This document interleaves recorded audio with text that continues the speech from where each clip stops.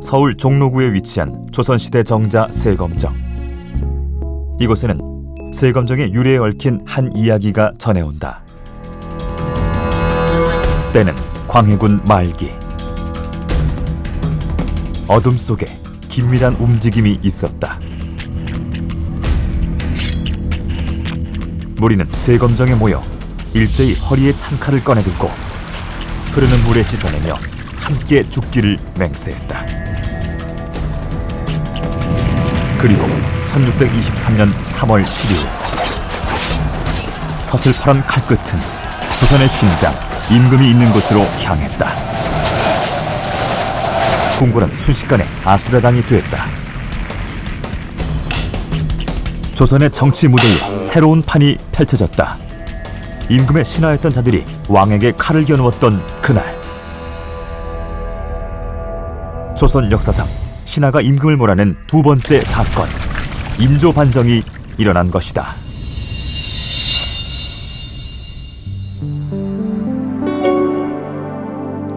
역사저널 그날, 이 광해군 정권을 몰아내기 위해서 인조 반정이 일어난 그날로 오늘 가보는데요. 굉장히 인상적인 게 세검정이 저런 반정을 결의한 아주 정치적인 장소였다는 게 굉장히 인상적인데요. 세검정 하면 맛집 많고 그런 곳으로만 아는데 굉장히 좀 살벌하게 딱 이렇게 그쵸. 반정을 보유했던 그런 곳, 이런 것들로 막 다가오는데. 저도 좀 낭만적이고 예전에 소시적에 데이트 많이 하지 않으셨어요? 저는 뭐 그쪽 별로 안 좋아합니다. 전 창덕궁 좋아해요.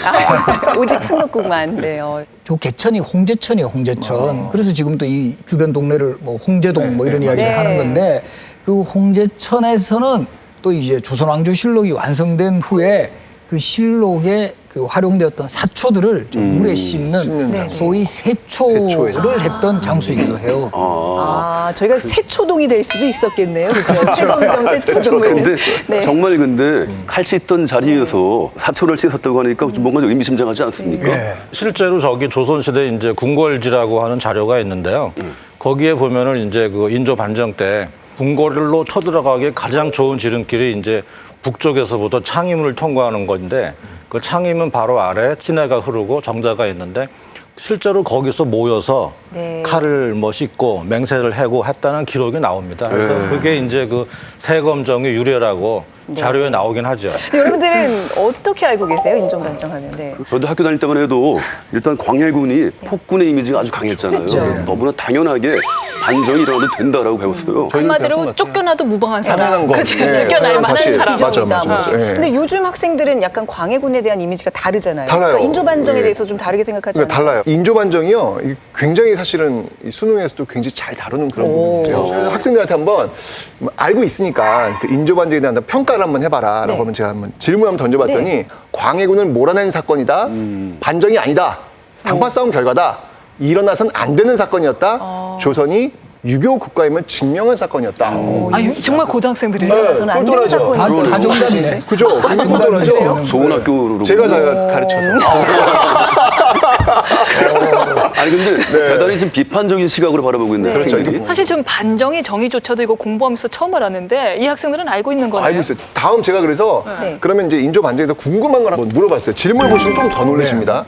이 광해군이 이제 계속 정치를 맡았다면 어떻게 되었을까요? 또는 심오한데. 왜 하필 인조를 왕으로 추대했나요?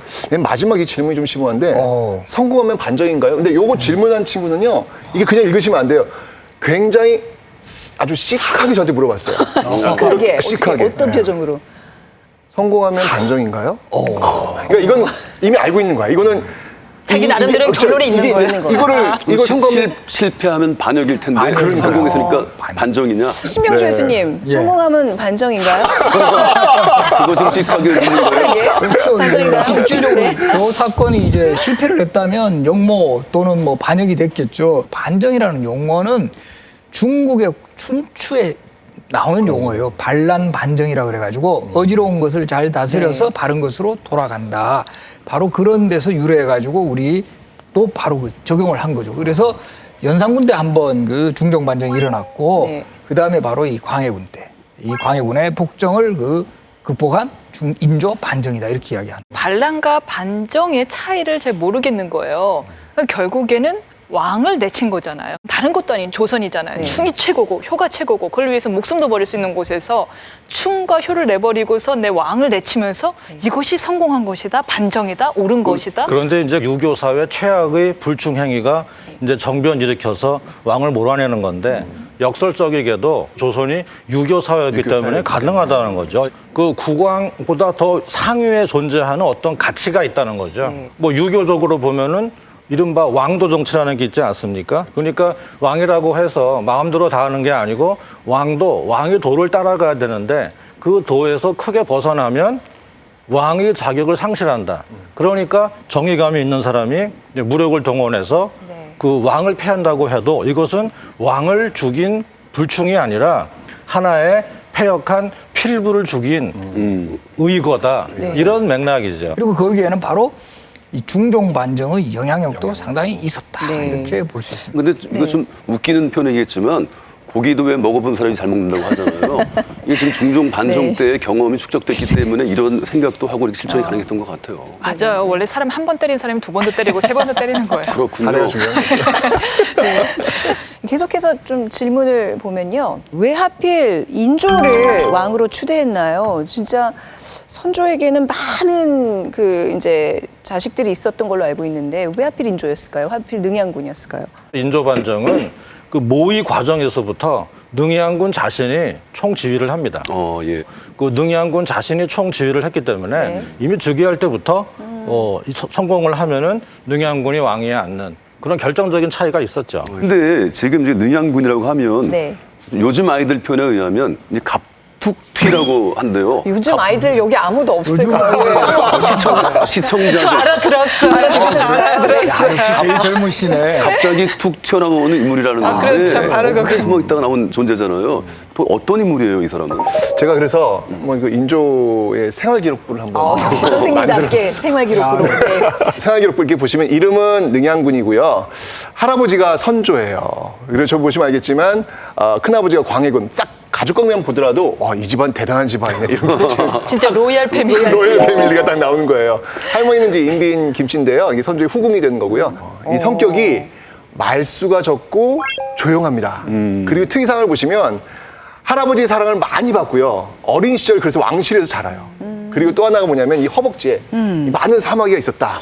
이런 그 내용들을 한번 제가 특이사항을 한번 정리해봤습니다. 제일 인상 깊은 점이 저기 말수가 적고 조용하다는 건데 사실 진짜 뭐 소리 없이 강한 사람 있잖아요. 소리 없이 강하다. 아니 저렇게 말수가 적고 조용한 사람이 반정을 이끌고 결국엔 왕위까지 찬탈하는 걸 보면 인조실록 보면 왜 이런 것도 있다면서요, 교수님? 실제로 하루 종일 말을 하지도 않는 경우도 있다라고요. 어떻게 이런 사람 가능하죠?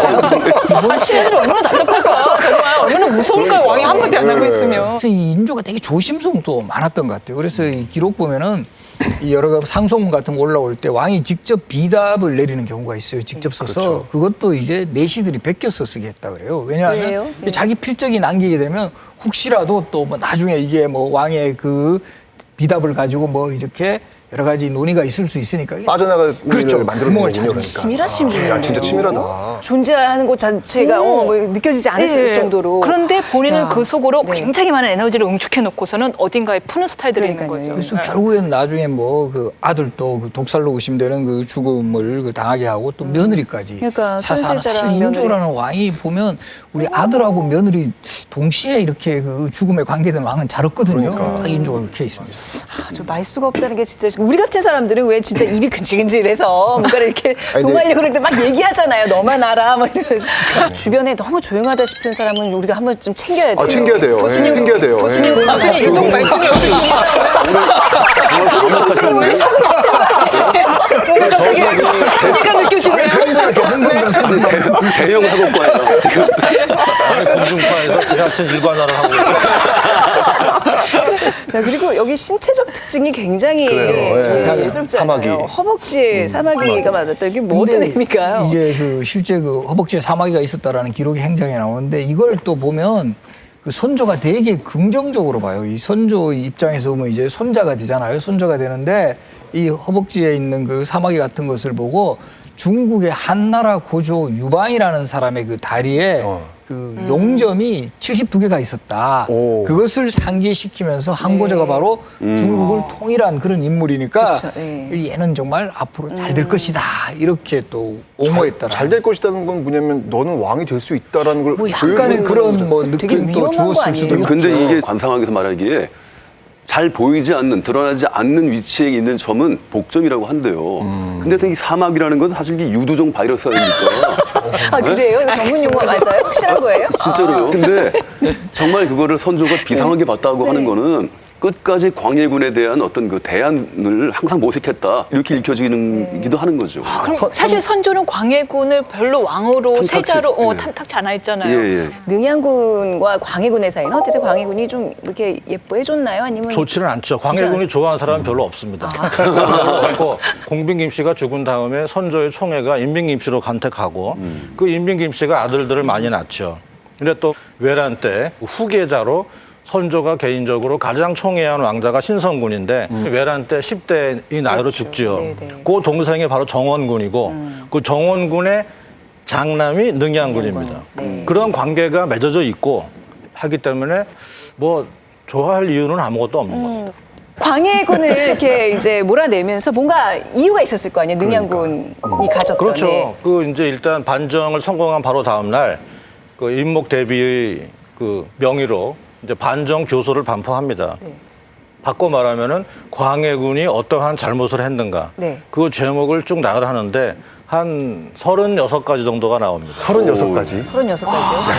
거의 뇌물받친 범죄 자들을 백성인데? 기용하고 수탈이 극심하고 예 군사를 투항하게 하고 예. 교수님 저거를 이렇게 다 36가지를 나열하니까 뭐가 뭔지 모르겠고요. 그러니까. 어떤 항목이 제일 어떤 유의 게 제일 많았던 건가요? 대체로 보면은 외교 정책, 바꿔 말하면 명나라를 배신했다. 네. 그것이 한 40%를 넘고요.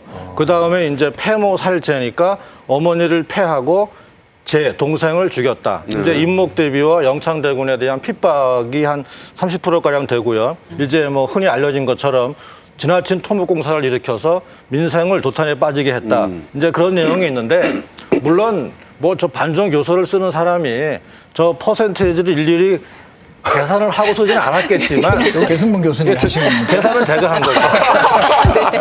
사실은 저 보면은 그 어디에도 현실의 형법에 비교해 보면 죄가 될 수 있는 게 하나도 없거든요.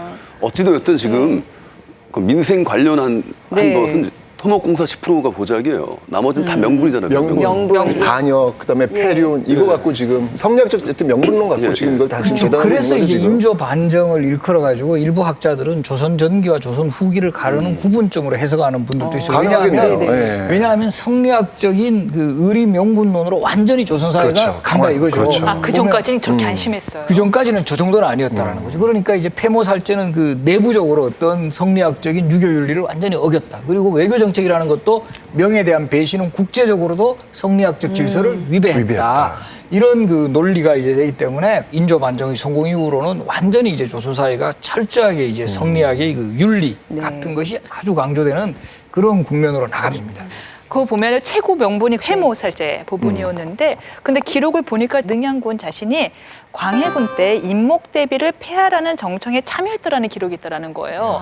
보세요. 여기서 정청한제는 나도 면하기 어렵다라고 되는데 이 상이 자기 자신, 왕 자신을 지칭하는 표현이었다는 거예요. 그렇군요. 이거에 따르면 결국 자신도 임목대비를 폐하는데 일조했다는 사람인데 바로 그거를 명분 삼아서 인조 반정을 적혔다는 거는 이거는 금반원의 원칙에 반하는 거고 무슨 원칙이 반해요?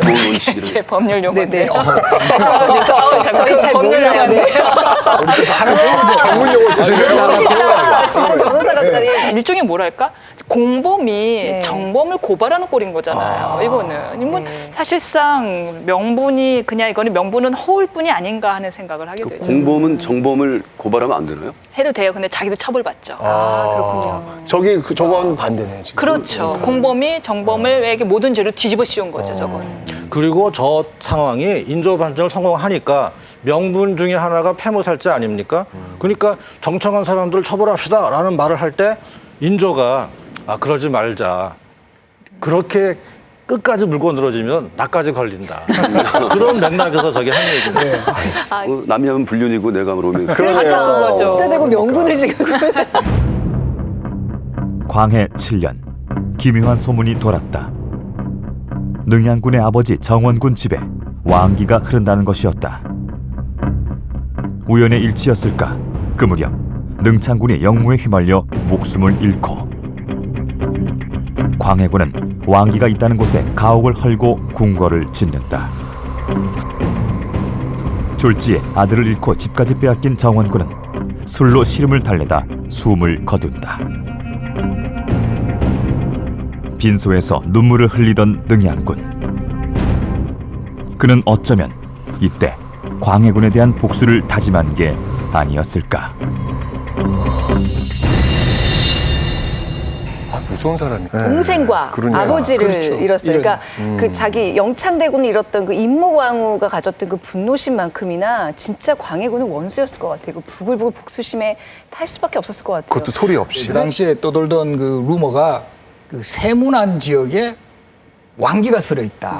이런 이야기가 막 돌아요. 근데 그때 세문안 집터에 그 살고 있었던 인물이 누구냐면 바로 인조의 아버지 정원군이에요. 네. 그러니까 이때 이제 광해군이 그 왕기를 누르겠다고 해서 거기에 궁궐을 지어요. 의도성이 있네. 그리고 실제 이제 궁궐을 완성합니다. 그 궁궐이 경덕궁입니다. 그게 경덕궁. 예, 지금의 경희궁이에요. 경희궁, 그렇죠. 결과적으로 그 풍수 지리가는 예. 대단한 사람이에요. 맞춘 거잖아요. 맞춘 그거는. 거예요. 네. 어쩌면 그러니까 보니까 그 개인적인 어떤 원한 네. 이게 능양군한테 정말 컸다라고 하는 분도 좀 있고 그다음에 또 여기 참여했던 세력들을 보면 주로 이 비주류에 속하는 서인들이 많이 들어가 있거든요. 네. 그러니까 인조반정을 또 다른 말로 왜 그 서인반정 이런 서인반정이라고 표현도 쓰고 있거든요. 김묘라든가 최명길, 장유, 이시백 이런 사람들이 다 이제 이항복 문인이었고요. 그 이기 같은 사람은 특히 대북의 영수였던 정인홍하고는 완전히 앙숙이었어요. 그러니까 정의는 다시 실세잖아요. 그렇죠. 그 당시 실세인데 이기가 그 정인홍을 비판하다가 아이고. 완전히 이때 이제 한직으로 그러겠네요. 밀려나죠. 근데 재밌는 네. 게요. 물론 이제 서인들이 이제 주도권을 잡고 한 건 사실인데 실질적으로 1등 공신 중에 신경진 같은 경우 아버지가 그 신립 장군이었고요. 집안 전체가 북인들하고 아주 긴밀한 인척 관계로 묶여 있습니다. 그런데 이제 그 능창군 옥사에 이제 그 자기 사촌형인 신경이가 걸리는데 그게 이제 사실은 신경이가 이제 얘기를 하죠. 능창군 영모가 용상이더라. 그래서 걸려 들어간 거거든요. 그래서 그런 이기 때문에 북인이지만 영모 사건이 한번 걸려버리면은 구제가 안 됩니다. 안 되는 그러니까 신경진은 집안은 북인 쪽에 가깝지만 네. 자기 자신은 광해군 정권 하에서 출사가 막혀버린. 그러니까 결국 출세가 막힌 사람들의 규합이었던 거네요. 네. 그렇죠. 또 뭐 이렇게 약간 스캔들 같은 거 있지 않았어요? 뭐딸 그렇죠. 스캔들도 그 있고. 예. 이기 같은 경우는 그 청산가부였던 그 딸이 이제 그 남편 친구랑 그 야반 도주해가지고 결국 남편 친구라는 승려가 돼버렸어요. 그래가지고 이게 이제 그 당시 사대부 사회에서 상당히 이제 그 좀 그렇게- 흠이 된 거죠. 비판을 받고 이런 것도 이제 이기가 좀 궁제 그러겠네요. 걸리는 상황. 정치적인 된 발목을 거죠. 잡았겠어요. 그러네. 이런 거 있으면 자식들 때문에. 인사청문회 못 나가잖아요. 그러니까. 스캔들, 자식들 아주 큰 때문에. 스캔들이 있었던 거죠. 이서 같은 사람은 네. 무인이잖아, 무인. 예. 그런데 과부와 관통을 해가지고 탄핵을 받았대요. 네. 당판이 뭐니 이런 것보다도 개인적인 이유가 훨씬 더 많았다. 그러니까 이런 사람들 입장에서는 세상이 한번 뒤집혀져야지 그렇죠, 그렇죠. 예, 자기가 뭔가를 할 수 있는 거예요. 출구가 보이는 거예요. 그러니까. 그래서 이제 뭐 여러 기록 같은 거 보면 한 반정, 인조 반정이 일어나기 한 3년 전부터 뭔가 이렇게 좀 기본적인 움직임이 있었고 계속 이게 좀 더 이제 구체화되어 가는 것이 한 뭐 1년 전 정도부터는 어느 정도 그 광해군에게도 포착이 됐다라는 거죠. 그러니까 네. 사실은 이 부분은 네. 정말 미스터리예요. 왜냐하면 이 광해군이 이 반정 사실을 몰랐느냐 아니거든요. 이와 관련된 고변이 올라와요. 그렇죠. 여러 차례 올라와요. 여러 차례 올라오고 놀랍게도 그 반정 당일날도 올라와요. 그런데 이게 막지를 못한단 말이죠. 막질 않은 건지 이 부분이 정말 미스터리한 것 같아요. 1995년에 방영됐던 KBS 드라마 서궁. 와, 저거 진짜 광해군이 반정에 미리 대처하지 못했던 이유를 드라마는 이렇게 풀고 있다. 이영애가 김대 실화. 반정 당일 왕은 연회를 즐기고 있었다. 영모를 알리는 상소가 전해졌지만 왕은 여전히 잔치에 몰두할 뿐이었다. 너무 이쁜데. 그래서 개똥이 같지 않아요? 상소는 주모자의 이름까지 거론될 정도로 구체적이었다. 이에 영모 고별이 또 있었사온데 이제는 영모의 역이란 말도 더 이상 듣고 싶지가 않습니다. 자, 광해군은 왜 그랬던 것일까? 왕의 곁엔 한 여인이 있었다. 여자들이 영모를 꾸미고 있었다는 게 사실이었단 말인가? 그건 단지 풍문이일 뿐이옵니다. 한쪽 귀로 흘려버리시옵소서. 간들어진다. 집중이 잘 안 되네. 이제 다시 영모의 일은 없을 것이옵니다. 김계시는 왕을 안심시켰다. 이들이 손을 좀 왕의 눈과 귀를 막은 김계시. 드라마 속 이야기는 사실인 것일까? 진짜 오랜만에 보는 이게 몇 년도 드라마예요? 95년. 95년에 이런 드라마가 있었군요. 그리고 정말 이영애 씨가 또 김계시 역할을 맡았다는 것도 정말 놀랍네요. 그런데 네. 저 정도 미모의 상궁이 얘기를 하면 저런 목소리로. 그러니까 그렇게. 간들어지게 막. 이거 안 믿을 수가 없는 거 아니에요? 응? 그러니까 저 정도의 미모로 믿어요? 눈이 높으신 거예요? 아니면 이영애 씨? 아니 뭐 적어도 우리 최현정 아나운서님 아니 잠깐만요. 조금 전에 저 VCR 보면서 분명히 아유 말에 집중이 안 되네요 했던 거 들었거든요. 왔다 갔다 하셨죠. 지금 문제는 저희 고증대로는 안 됐다라는 거예요, 드라마가. 고증에 의하면 김계시에 관한 기록에는 나이가 차서도 용모가 피지 않았다. 안 이쁘구나. 안 이쁜 걸 용모가 그래. 피지 않았다는 건 동안을 말하는 거예요. 왜 여자들은 이렇게 외모가 한다 그러잖아요. 얼굴이 편하지 않아서 아름다운 거네요. 그래서 이게 보면 드라마가 이런 좀 이렇게 기록하고는 다른 경우가 되게 많죠. 대표적으로 우리 장록수도 용모가 중류이하다, 네. 중간이하다 이렇게 돼 있는데도 맞아요, 네. 박지영이라는 아주 예쁜 탤런트가 있고 김계시도 용모가 피어나지 않았는데 이영애 씨는 많이 피었잖아요. 그래서 이런 거 보면 이영애 씨 이게- 되게 좋아하시거든요. 교수님께서. 진짜 광팬이세요. 저 정도면 사실 그건 만개예요, 만개. 그래서 우리가 이분들이. 아마 사극을 역사 기록 고증에 충실해서 만들면 거의 시청률은 포기를 해야 돼요. 김계시, 김계똥이었잖아요. 이름이 어떤 사람이었나요? 왜 그러니까 이게- 개시가 개똥이에요?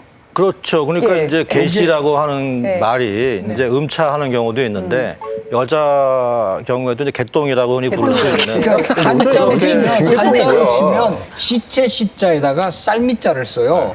그러니까 그거를 이제 우리가 읽을 때 똥으로 읽는다. 시체 시자에 그렇죠. 쌀미자. 이렇게 아니 쓰는 여자 이름이 개똥이가. 아니 근데 옛날에는- 뭐 그런 이름이 있는 걸로 봐서 출신 성분 자체가 네. 뭐 양반 쪽은 아닌 것 같고 네. 뭐 아주 하층민이거나 혹은 뭐 천민일지도 모르는 것이고 뭐 알 수는 없지만 그런 출신 성분을 추정을 할 수가 있겠죠. 실제로 고변을 잠재운 게 김계시인 건 맞는 거예요. 그렇죠. 예. 아, 그것까진 상당히 큰 맞아요. 역할을 하죠. 광해군 때 이제 나인으로 들어왔다가 손주가 또 자신의 이 궁녀로 상궁으로 결국 이제 삼게 되고 광해군 손조 두 왕에게 동시적으로 신임을 받았던 인물임에는 분명하고 특히 이제 상궁은 궁궐에 하나하나 어떤 정치인들도 항상 자주 볼 수 있고 여러 가지 그 뭐 소위 말하는 안테나가 있다라는 거. 이거를 왕에게 아주 적절하게 제공해준 인물이 아닐까. 궁의 궁심을 적절하게 항상 그렇죠. 전달해주는 역할이었군요. 네. 소통 아니, 창구. 어떻게 일개 궁녀가 정치인들과 교류를 하고 그리고 또 왕에게 말이죠 정보를 줘가지고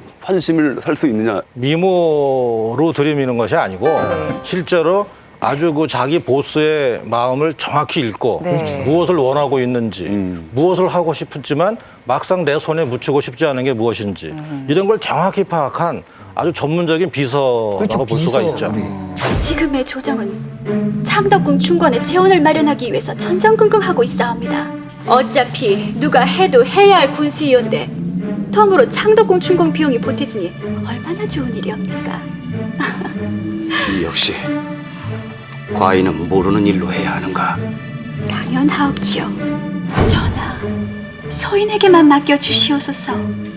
소인이 해서 잘못된 일이 단 한 번이라도 있었사옵니까? 그 당시 광해군 때 최고의 정치 실세가 이첨이에요. 이첨. 그래서 이첨하고도 추문이 돌았다. 이런 이야기 나오는 거는 당대 이 사람하고도 실세하고는, 결국 가까웠다라는 거죠. 그래서 그 당시에 연료실 기술 같은 기록에도 궁중의 일들이 모두 그녀의 손에서 나왔다. 이야, 그 이런 당시 표현까지 있어요. 권력자들, 그 남자들 다 들었다 놨다 하는 그렇죠, 어떤 들었다 놨다. 요부 이미지도 있었던 것 같아요. 나름 소 뭐 대통령이 아니라 소왕. 처세의 처세. 능력이 뛰어난 거예요. 그렇죠. 어쨌든. 근데 왜 상궁으로 후궁으로 남아 있어요. 저 정도 권력이 되면 후궁 자리도 좀 노릴 수 있었을 텐데. 고도의 어떤 정치적 노림수 이런 것들도 있지 않나. 그래서. 오히려 남자의 어떤 환심을 사기 위해서는 다 필요 없습니다. 저는 돈도 권력도 필요 없습니다. 마음만 주십시오. 뭐 이런 어떤 전략. 제가 옆에 머물게만 해주십시오. 그러니까. 그거죠. 그러니까 후궁이 되는 순간 상당한 제약을 받거든요. 지위는 올라가지만. 그냥 어떻게 보면은 뭐 그 용의 꼬리가 되는 것보다는 닭의 머리가 되겠다. 뭐 이런 심리일 수 있다라는 거죠. 네, 네. 그러니까 심지어는 그 왜 궁녀들의 소망이 뭐겠어요? 후궁되는 거. 아니, 그러니까 왕하고 이제 같이 그렇죠. 뭔가 이렇게 왕과 승을 함께 입어야 될 거 하는 거. 아니에요. 네. 그러려면은 왕을 만나야 될 거 아니에요. 그 순번을 이 김상공이 쥐었다 폈다 쥐었다 폈다. 그러니까 이 궁녀들이 무럭거. 그렇죠. 뭐라 그래야 되지? 거의 공천권이네요. 아, 그렇죠. 그러니까 이 궁녀들이 이 뇌물을 이렇게 쓰는 거죠. 이게 김상호에 쓰는 이 뇌물의 이 가격이 그냥 천정부지로 그냥 쏟았다고 해요. 굉장히 중요한 거거든요. 대단한 여성들 사이에서 굉장히 권력이 엄청난 파워죠. 근데 그렇게 말이에요. 정말 저 광해군 곁에서 호의호식하고 뭔가를 누리고 있던 사람이잖아요. 그럼에도 불구하고 근데 정작 고변에 대해서 뭔가 엉뚱한 소리를 하잖아요. 이게 사태 파악을 못한 겁니까? 아니면 배신을 한 겁니까? 그 연회를 이제 주최한 사람이 이제 김자점이라고 이제 김계 씨하고 이제 소통을 해가지고 내 뭐 돈도 좀 지어주고 그런 반정 후에 훗날을 같이 즐겁게 도모하자 이런 식의 이제 거래가 있었다는 기록이 남아는 있습니다. 뭐 몇 대 왕을 한번 거쳐보겠다라고 지금 뭔가 야심을 가진 것 같네요. 그러면은 결국 그러면 반정 후에 김계 씨는 어떤 자리까지 올라가는 거예요? 근데 이제 문제는 바로 반정 당일날 바로 이제 처형을 당해요. 뭐야. 이게 무슨 이용당한 거네. 그렇죠. 당한 거예요. 지금 이름이 김계신데 지금 인조 정권에서 계시던 이런 엄청난 경우가 어디 있습니까? 이게 분위기를 타가지고 이제 광해군 정권이 무너지는 거를 알고 본인도 이제 서인 세력에 줄을 대려고 했을 수도 있어요. 예. 근데 이제 서인 세력 입장에서 뭐 이 여인 너무 위험하거든요. 너무 많은 것을 알고 있는 여인. 그러다 보니까 그럴 수 바로 이제 있겠네요. 반정 당일에 처형당하는 또 이런. 그 부분에서 정책 감각이 좀 떨어졌네. 그쵸, 마지막은. 그러네. 그걸 못 봤네. 그런데 광해군이 말이에요. 정말 일개 지금 상궁의 말을 듣고 고변을 흘려들을 만한 사람이 아니라고 생각한단 말이에요. 우리가 지난번에 얘기를 나눠봤지만 이 사람이 성격이 대단히 집요하고 소심하고 친국을 더구나 200회 이상 한 그렇죠. 사람이 예. 갑자기 그 뭔가 너무나 허술하게 네. 지금 뭔가 놓아버리는데 도저히 지금 있을 수 없는 일이 벌어진 것 같아요. 그동안 행적들을 보면 그 영모에 굉장히 과민 반응을 했던 그가 친국 이 엄청- 210회. 그러니까 당일 고변까지도 이렇게 흘려들었으면 뭔가 말이 안 되는 근데 바로 이제 뭐 양치기 소년 같은 예인데 딱 양치기 소년 아니, 또 그래도- 그때야 뭐 이런 계속해서 영모가 온다는 고변이 나오고 그때마다 사람 죽이고 그래서 자기 오른팔이자 친한 친구였던 허균마저 죽이게 되잖아요. 네. 마지막에는 좀 지쳤을 것 같아요. 내가 왜 살인들에 의해서 끊임없이 자꾸 내 친구들을 죽여야 되고 이용당해야 되는 거지? 근데 이분도 좀 피로가 좀 쌓였을 것 같은 게 그렇죠. 영모 고변 피로가. 당시에 광해군의 이제 심리 상태를 좀 알 필요가 있는데요. 제위 마지막 1년 동안은 외교 문제 가지고 광해군이 전체 조정 신료들로부터 완전히 고립당하는 상황입니다. 22년 4월 달쯤에 명나라의 특별 어사가 칙서를 가지고 한국에 조선에 옵니다. 와서 군대를 보내라 그러죠. 광해군이 이때 그 면전에서 거부합니다. 아, 대단해요. 동시에 진짜. 근데 동시에 뭘 추구했냐면은 누르하치한테 편지를 빨리 보내라고 재촉을 합니다. 그때 이이첨이 예조판서하고 있을 때입니다. 그러니까 당신이 쓰시오. 나는 못 쓰겠어. 네. 그럼 다른 사람 보고 쓰게 해라. 예. 거기에 호명받은 사람이 전부 사직합니다. 그때부터 정청 시작되는 겁니다. 그러니까 뭐 전화 그렇게 하면 아니 되옵니다. 네, 네. 매일 네. 거의 스트라이크 하는 거예요. 지금 고립무원이에요, 고립무원. 그러니까. 신하들은 왕명을 무서워하지 않잖아요, 지금. 오로지 무서워하는 건 자기 어떤 그 역사에 남을 자기 이름과 명나라에 대한 사대들이밖에 없는 거 아닙니까? 그 진짜 레임덕이네요. 따르는 사람도 없고 레임덕. 믿을 사람도 없고. 당일에 고변이 있었다는데 그것까지 무시할 정도면 도대체 어떤 일이 있었길래 사실 아까 그 드라마를 보면서 저 내 생각하고 참 똑같다라는 그런 생각이 들었거든요. 네. 분명히 이날 고변이 올라왔지만 연애가 베풀고 있단 말이에요. 술이 있단 말이죠. 만취했어요. 그리고 여자 있잖아요. 그죠? 그러면 올라왔는데 됐다. 그냥 통과. 그냥 이렇게 정말 방심한 거 아니었을까. 대단히 어떤 이유가 있는 게 아니라 그냥 그날 그 상황 자체가 놓친 거 아닐까 하는 생각도 들어요. 충분히 가능성이 있습니다. 그리고 이제 역사를 전문으로 하는 사람들의 그 직업병 중에 하나가 모든 걸 이렇게 그 합리적으로 설명을 해내려고 그러는데 사실 우리 다 경험하지만 나 개인의 과거라거나 어떤 그런 경험들을 다 논리 정연하게 도식화시켜 설명할 수는 없죠. 근데 그 당시 좀 광해군이 어떤 그 왕권에 대한 불안감이 좀 해소가 됐다고도 볼 수 있지 해소가 않을까요? 많이 돼 있죠. 이를테면은 그 광해군이 그 세자 시절부터 아킬레스건처럼 크게 이제 마음에 담고 있는 트라우마가 자기는 장자도 아니고 적자도 아니고 그거 아닙니까? 그러니까 자기와 한번 정적 관계가 되었던 영창대군 또 다른 영모 사건에 의한 여러 왕자들 다 제거하고 공성 왕후의 아들로서 적통으로서 왕위에 올라온 것을 종법상으로 다 만들어 놓은 겁니다. 그러니까 이제는 광해군이 당시 할 수 있는 모든 것을 다 이룬 상태죠. 1623년 3월 12일 인조 반정의 막이 올랐다. 반정군은 북을 울리며 궁궐로 밀어닥쳤고 미리 포섭된 훈련도감은 약속대로 아무런 반격도 하지 않았다. 호위 무사들은 흩어지고 피비린내 나는 숙청 작업이 이어졌다. 반정군은 기세를 몰아 곧장 왕의 침소로 들이닥쳤다. 놀란 광해군은 내시에 등에 업혀 후원으로 도망쳤다. 하룻밤 만에 조정을 장악한 인조 반정의 세력. 날이 밝자 비어있는 옥좌에는 서둘러 새로운 왕이 들어선다. 조선의 16대 임금 인조가 즉위한 것이다.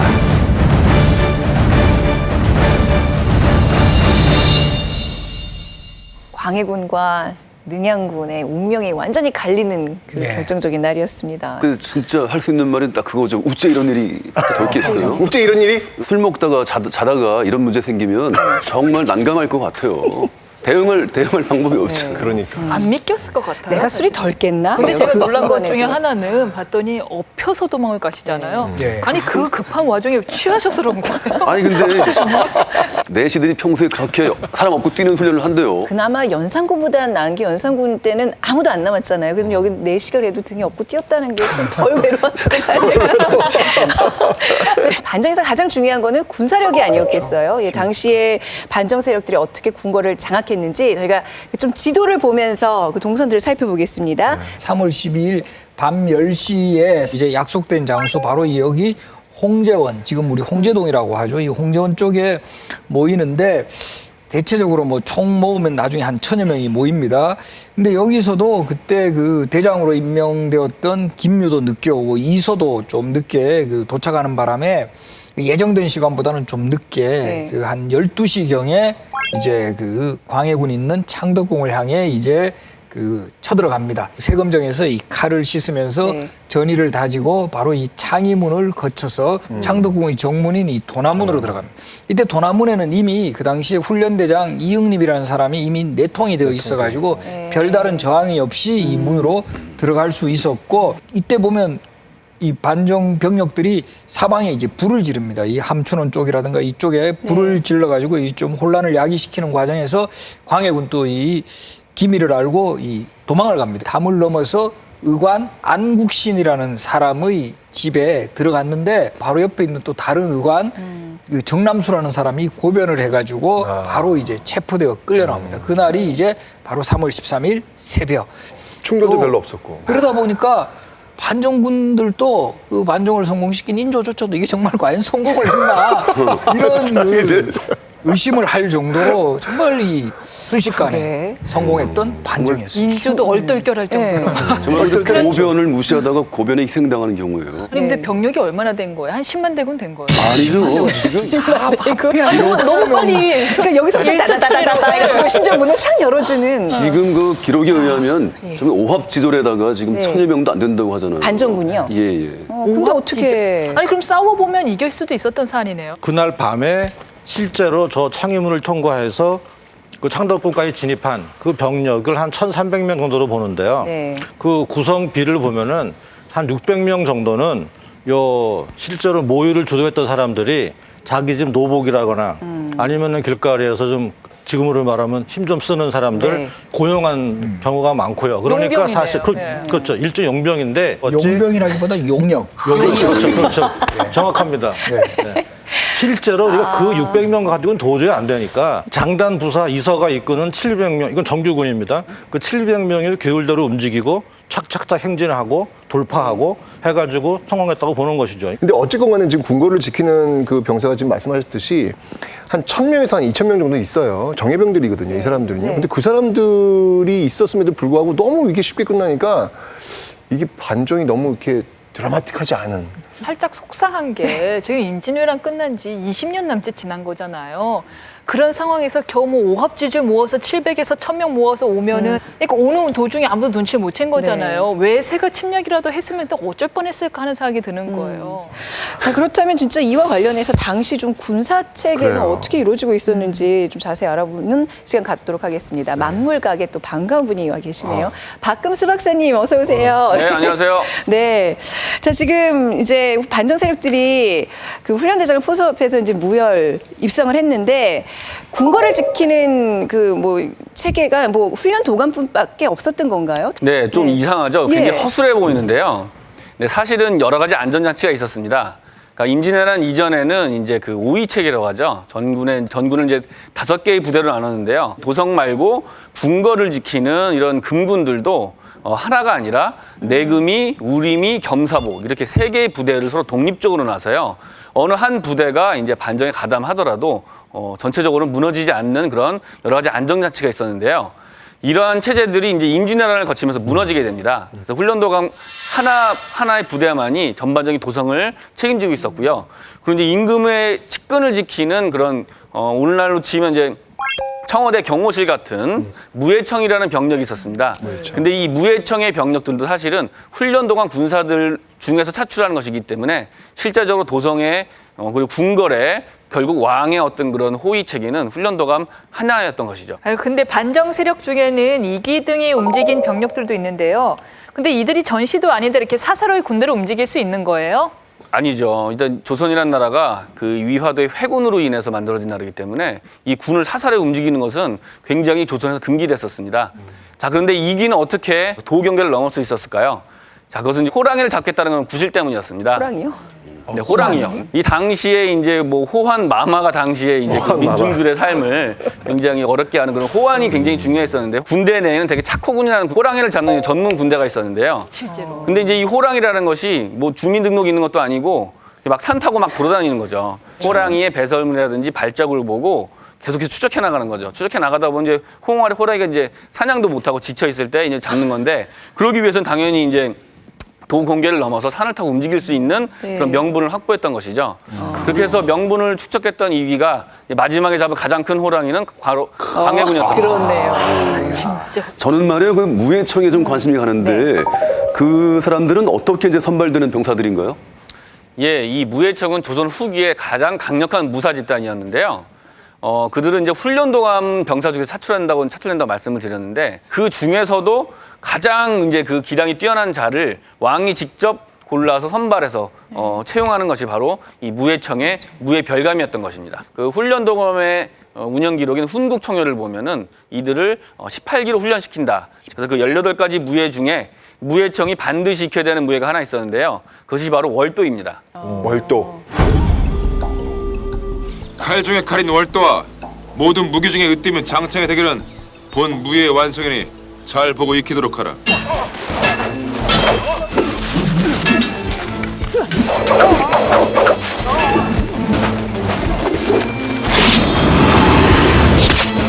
네, 이 월도를 보시면 그 날의 모양이 이 초승달과 같은 이 칼을 월도라고 부릅니다. 그래서 이쪽 장식을 좀 청룡이 들어가게 되면 청룡 언월다라고 해서 이 관운장이 썼던 이제 그런 무예로 알고 있죠. 그래서 이제 관운장은 이것은 이제 80근짜리 날이 굉장히 무거운 이제 그거를 이제 그런 월도를 휘둘렀다고 하는데 그것은 전문 용어로 이제 뻥이고요. 네. 실제로 조선군이 썼던 이제 그 월도는 그보다 훨씬 더 가벼웠던 3근짜리 월도를 썼던 것입니다. 직접 좀 볼 수 있는 기회를 좀 가져볼까요? 늠름한 장군님이 들어오시는 것 같네요. 네, 어서 오십시오. 네네. 이거 어떻게 쓰고 뭐 이런 거 좀 보여주세요. 한번 네, 이 와서 보세요. 월도는 네. 기본적으로 칼입니다. 그래서 이제 대도라고 해가지고 이 손잡이가 길죠. 그래서 이제 한 손이나 짧은 손으로 쓰는 게 아니라 네. 굉장히 큰 힘을, 몸에 힘을 실어서 네. 배에 오고 또 이런 날 뒷부분을 이용해서 저기 병장에 걸어서 제치고 찌르 들어간다든지 아니면 상대방 거꾸로 잡고 상대방을 찌른다든지 자세 나오시네요. 여기저기 확 그냥 막 그냥 상황에 따라서 특히 이제 이게 달 같지 않은 것 같은데 이제 신월 상천사라고 해가지고 뭐 이렇게 쓰는 그런 예, 그래서 달이 떠오르는 것 같죠. 네, 이때부터 이제 시작이 되는데요.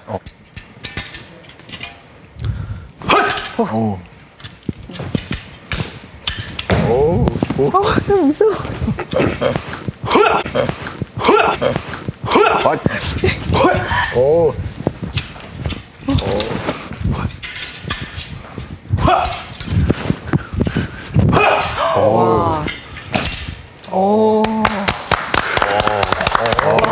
아니 근데 진짜로 저런 무기를 들고 휘두르면서 덤벼들면 진짜 무섭겠어요. 그러니까요. 아니, 나는 그 휘휘 소리 지금 입으로 내신 거 아니죠? 입으로 낸 소리가 아니에요. 그 소리는 입으로 나는 소리가 아니세요? 네, 입으로 나는 소리가 아닙니다. 아니 그러면 이제 무예청의 그 임무는 끝까지 왕을 지키는 거잖아요. 네, 반정군이랑 어떤 그 싸움이 있었어요, 실제로? 그래서 이제 우리가 역사 속에서 보면은 뭐 네. 그 아감 파차 때 고정을 얻고 뛴 사람 다 무예 별감들이었죠. 무예청 같은 경우에는 당시에 이제 광해군에게 배정된 인물은 한 명 정도 있었던 것 같습니다. 4,000명의 훈련도관 군사들도 가만히 있는데 1,000명이 들어온 상태에서 마지막 결국에는 왕의 생명을 책임지는 이제 무예 별감이기 때문에 네. 업고 뛴 걸로 보입니다. 아, 그랬군요.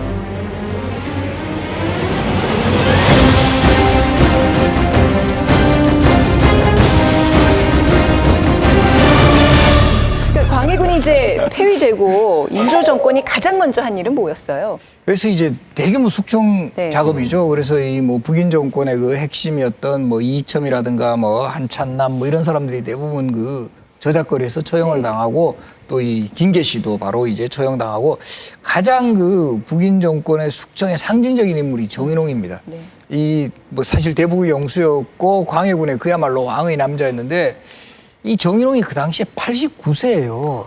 그냥 두셔도 한 2, 3년 뒤에 돌아가실 건데 아, 너무하다. 이 사람을 예. 처형을 해요. 네. 그러면 그만큼 이제 그 북인 정권과는 확실하게 단절하겠다. 그리고 또는 인목 대비 폐위가 이제 제대로 이제 돌아오면서 이 성리학적인 윤리, 강상 윤리, 명분 이런 것이 제대로 회복하는 동시에 외교 정책에서 철저하게 친명 배금 정책을 쓰는 그런 상황으로 이제 접어들죠. 이 숙청 작업만 봐도 그들이 스스로 내세웠던 명분과 어느 정도 배치되는 것 같아 보이는 것 같아요. 네. 사람들 많이 죽이고 근데 89세 고령까지 죽이고 네. 여기서 좀 중요한 게 북인 세력이 한꺼번에 몰락을 해버리잖아요. 그러니까 반대 세력이나 반대 사상을 개진할 수 있는 토대 자체가 없어져 버리죠. 그렇죠. 지금 이 전쟁이라고 하는 건 사실은 큰 변화가 올 수 있는 어떤 그런 기회일 수도 있거든요. 근데 이런 인조반정을 통해 가지고 어떤 그런 다양성의 어떤 변화가 원천 공세됐다. 이제 이러면서 조선 후기에 사실은 나오는 그 단어가 유명한 단어가 사문난적이라는 단어잖아요. 네, 그렇죠. 나와 생각이 다른 것은 적이 될 수밖에 없는 어떤 그런 어떤 무서운 어떤 사회 어떤 진입의 어떤 첫 출발점이 아닐까. 저는 그런 생각도 들더라고요. 그렇죠. 근데 그 정말 와중에 왜 광해군은 안 죽인 거예요? 광해군을 죽이려고 하니까 인조 새로 죽기 위한 인조의 비가 있지 않습니까? 그 비가 말렸답니다. 네. 그러니까 지금 현대어로 바꾼다면은 당신도 어떻게 될지 모른다는 거죠. 우리 집안을 어떻게 하겠느냐. 그러니까 만일을 대비해서 네. 살려두라는 거예요. 결국 강화도에 유배를 가는데 광해군 아들이 땅굴을 파고 탈출을 합니다. 시도해요. 정말 이제 진짜로요? 대단한 좀 어떻게 팠는지는 얼마나 모르겠는데 절박했습니까? 네, 결국은 파서 도망간 데까지는 성공하는데 거기서 이제 발견이 돼가지고 결국 다시 체포되면서 네. 결국 이제 자결을 하게 되고 와. 폐쇄자 부인도 바로 따라 죽습니다. 그리고 광해군 그 부인도 그 세자의 어머니도 정말 충격을 받아가 그 직후에 그 돌아가시고.